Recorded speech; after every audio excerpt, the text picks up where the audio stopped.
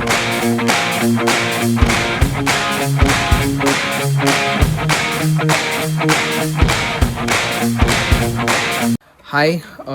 Welcome to my blog. असंच बोलणार आहे कारण की yes it's my first blog. मी मागच्या महिन्याभरापासनं जर्मनीमध्ये आहे. सो आय जस्ट थॉट की let's do some content creation जे मला आधीपासून करायचं होतं. सो आज आम्ही कुठल्या तरी बीचवर जाणार आहे. आय डोंट नो कुठला बीच आहे. आमचे जे लँडलॉर्ड आहेत ते आम्हाला त्यांच्या कारमध्ये घेऊन चालले. ही आमची कार आहे. So let's see how it works. हे माझं घर आहे, इथे मी राहतो. सो फार सेक्सी घर आहे हे. तर ते माझं घर आहे आणि मी माझं घराची टूर पण तुम्हाला देणार आहे, पण त्याला वेळ आहे. आज आपण बीचवरती जाऊयात आणि लेट्स सी जर्मनीमधलं बीच कसं असतं. मी हॅम्बर्ग सिटीमध्ये आणि इथनं 1.5 तासाच्या अंतरावरती हे बीच आहे. सो लेट्स सी, भेटूयात आपल्या जी पुढची जर्नी आहे जी आमच्या कारमध्ये जाणार आहे. सो आपण पुढचा व्लॉग तिथनं कंटिन्यू करूयात.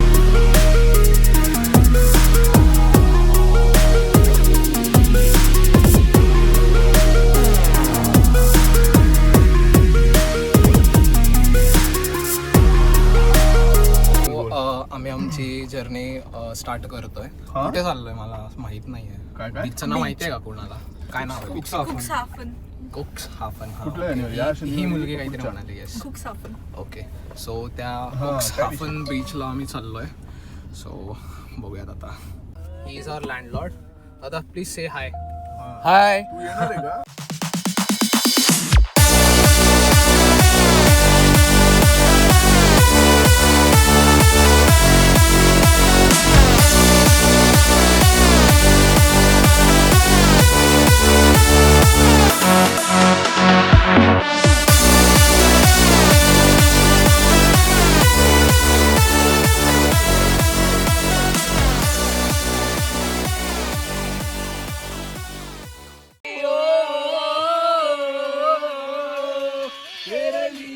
रॉकस्टार आहे आमची ही पण. आणि शेट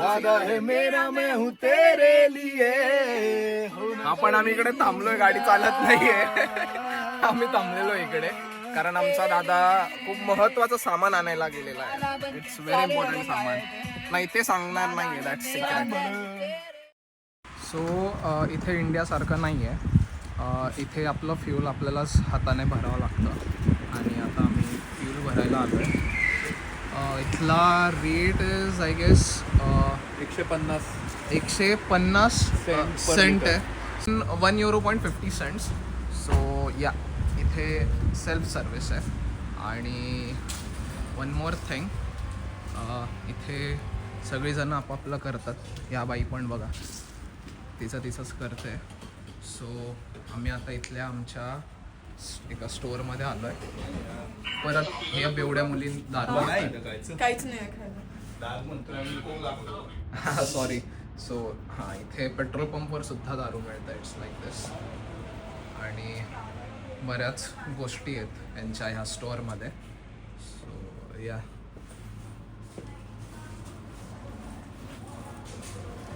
आय गेस आमचं फ्यूल भरून झालेलं आहे आता.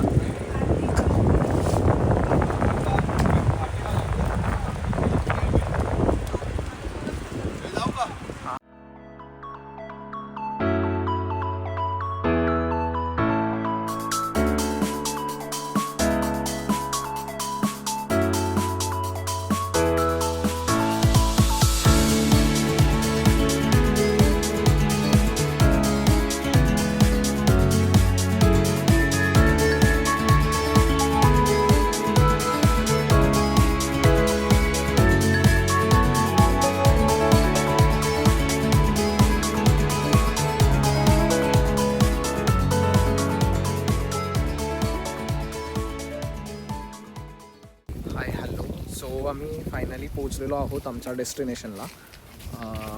आय मीन ज्या बीचवर आम्ही आज येणार होतो. 1-1.5 तास लागला आहे मुक्कार.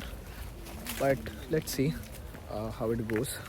पूर्ण आमची गँग आहे इकडे, सगळीजणं पोहोचली आहेत. सो लेट्स सी काय मी तुम्हाला पूर्ण जे काही आज मी फिरणार आहे ते सगळं दाखवणार आहे. सो पक्षी पक्षी घ्यायचे बट ते गेलेत आता. सॅमी ही हाय येस हाय. फुल मजा आहे आज इकडे. सो बघूयात ह्या बीचवरती काय मुंबईसारखी मजा नाही आहे किंवा अलिबागसारखी पण नाही आहे. ठीक आहे, युरोपियन बीचवरती आलेलो आहे आम्ही. बघूयात बीच हा विदाऊट लाटा आहे. यांच्या बीचवरती लाटाच नाही आहेत, त्यांनी अडवलंय. सो बघूयात.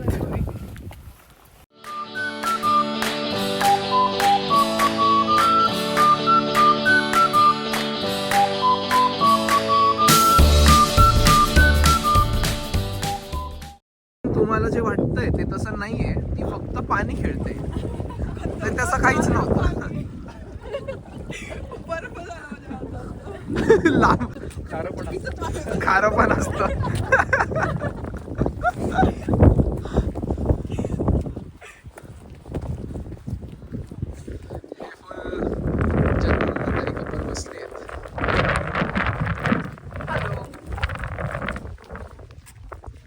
याचं इंट्रोडक्शन दिलं नाही, हा माझ्या पुढच्या ब्लॉग्समध्ये पण तुम्हाला दिसणार आहे.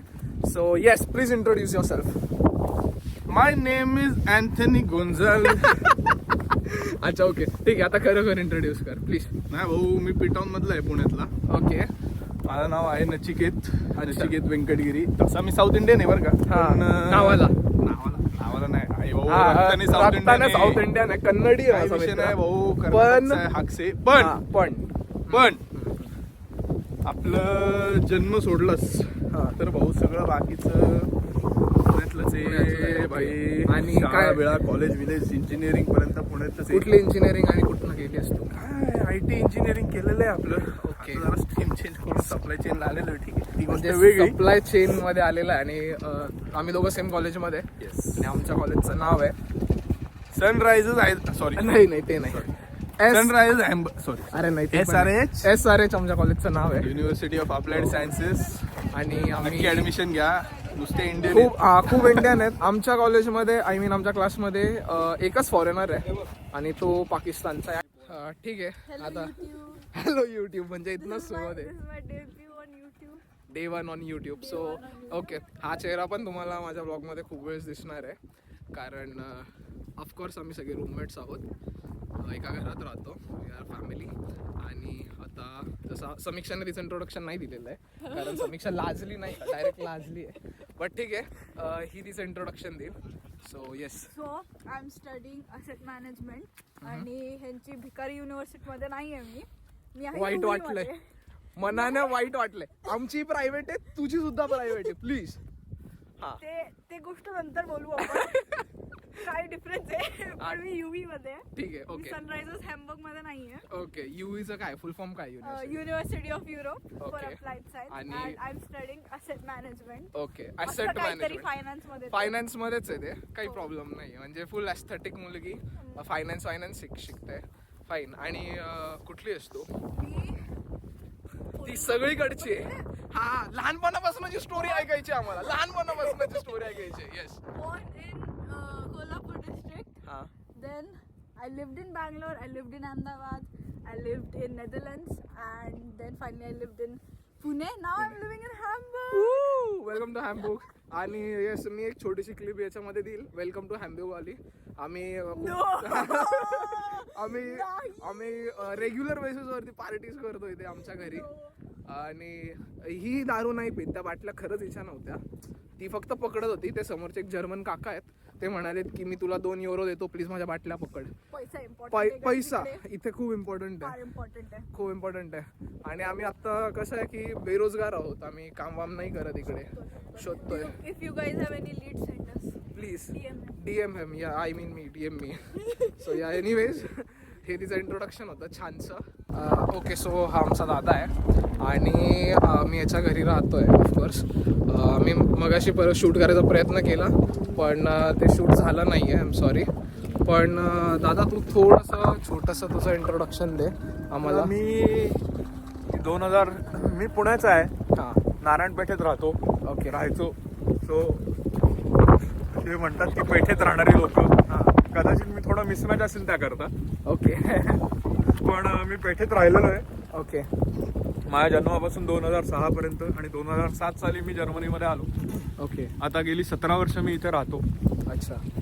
आम्ही मित्रांनी मिळून इथे मराठी मित्रमंडळ म्हणून एक हॅम्बर्गचं आम्ही एक लिगल एंटिटी तयार केली की ज्यामुळे मुलांना, येणाऱ्या स्टुडंटना मदत मिळेल. ओके. आणि त्यामुळे या लोकांची ओळख झाली माझी. हां, तर आम्ही ॲक्च्युली दादाला त्या ग्रुप थ्रूच कनेक्ट झालो होतो. सगळ्यात आधी मी कनेक्ट झालो आणि मग ही बाकी मुलं कनेक्ट झाले. सो असं एक आहे की आम्ही आता सगळेजण दादाच्याच घरी राहतो आहे. दादा is like godfather to us. So या.